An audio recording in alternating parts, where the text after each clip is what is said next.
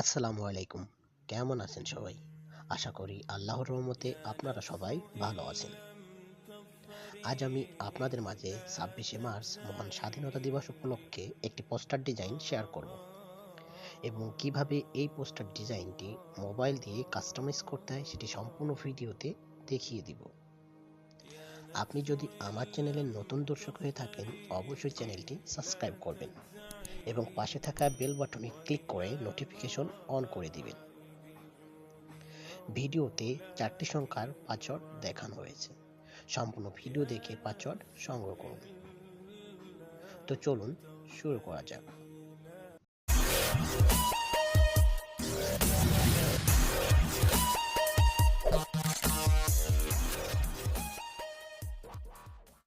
সর্বপ্রথম আপনাকে এই ভিডিওর ডেসক্রিপশন বক্সে আসতে হবে।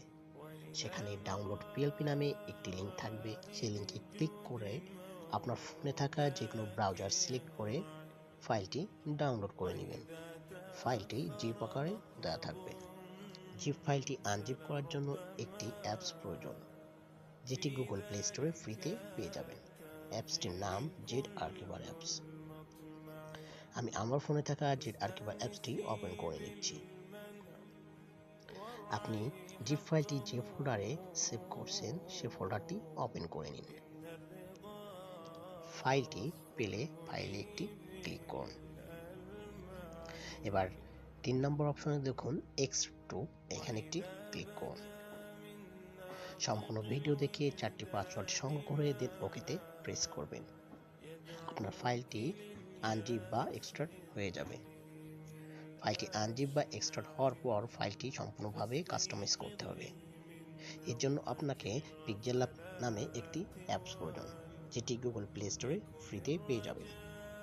খুঁজে পেতে সমস্যা হলে আমি এই ভিডিওর ডেসক্রিপশন বক্সে লিঙ্ক দিয়ে দিব, ডাউনলোড করে নেবেন। আমি আমার ফোনে থাকা পিক্সেল ল্যাব অ্যাপস ওপেন করে নিচ্ছি। পিক্সেল ল্যাব অ্যাপস এ আসার পর এই ধরনের একটি ইন্টারফেস আসবে। সর্বপ্রথম আপনাকে এই নিউ টেক্সটটা ডিলিট করার জন্য উপরে দেখুন ডিলিট অপশন, এখানে একটি ক্লিক করুন, দেন ওকেতে প্রেস করুন। আপনার কাঙ্ক্ষিত পিএলপি ফাইলটি অ্যাড করার জন্য উপরে দেখুন 3 ডট মেনু, এখানে একটি ক্লিক করুন। এবার সবার নিচে দেখুন ওপেন ডট পিএলপি ফাইল, এখানে একটি ক্লিক করুন। এবার সবার উপরে দেখুন ডট পিএলপি নামে একটি আইকন, এখানে একটি ক্লিক করুন। আপনি যে ফোল্ডারে ফাইলটি এক্সট্রাক্ট বা আনজিপ করেছেন সে ফোল্ডারটি ওপেন করে নিন। ফোল্ডারটি ওপেন করার পর ফাইলে একটি ক্লিক করুন। এবার ওপেন অ্যান্ড অ্যাডে আবার ক্লিক করুন।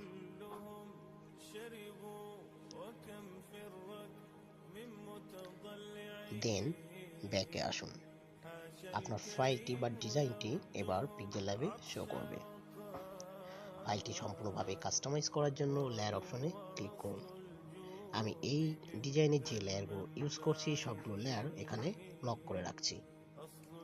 আপনি চাইলে সহজে যে কোনো লেয়ার এর কালার পরিবর্তন করে নিতে পারবেন।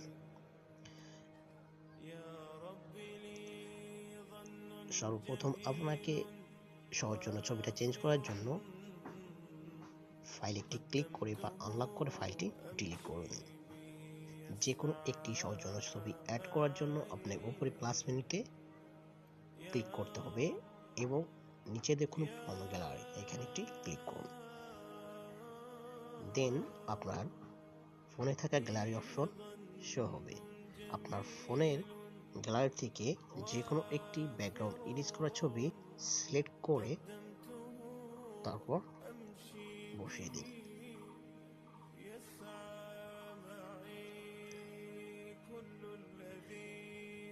আপনি সৌজন্য নামটা চেঞ্জ করার জন্য নামের উপর একটি ক্লিক করুন। এবার সাইডে দেখুন পেন আইকন, এখানে একটি ক্লিক করে আবার পেন আইকন আসবে, এখানে একটি ক্লিক করুন। দেন আপনার কিবোর্ড অপশন আসবে, সেখানে কাঙ্ক্ষিত নামটি টাইপ করে ওকেতে প্রেস করে দিন। আপনি চাইলে টেক্সটের কালারও পরিবর্তন করতে পারেন।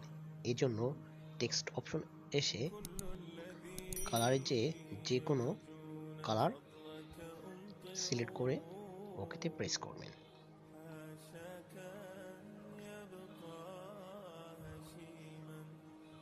এভাবে আপনার ফাইলটি সম্পূর্ণভাবে কাস্টমাইজ করা হয়ে গেলে ফাইলটি সেভ করার প্রয়োজন হবে। ফাইলটি সেভ করতে হলে সর্বপ্রথম আপনাকে উপরে সেভ মেনুতে ক্লিক করতে হবে। এবার নিচে দেখুন সেভ অ্যাজ ইমেজ, এখানে একটি ক্লিক করুন। আপনি যদি ডিজাইনটি প্রিন্ট করতে চান তাহলে জেপিজি এর জায়গায় পিএনজি করতে হবে এবং যে কাস্টম সাইজটা আছে এটি দিয়ে সেভ করে নেবেন, তাহলে ফুল এইচডি কোয়ালিটি পাবেন। আর যদি আপনি ডিজাইনটি কোনো সোশ্যাল মিডিয়াতে পোস্ট করতে চান তাহলে জেপিজি করবেন এবং যে কাস্টম সাইজটা আছে এটা দিয়ে সেভ করে দেবেন। তো এই ছিল আমার আজকের ভিডিওটি ভালো লাগলে অবশ্যই লাইক, শেয়ার অ্যান্ড কমেন্টস করবেন। আসসালামু আলাইকুম।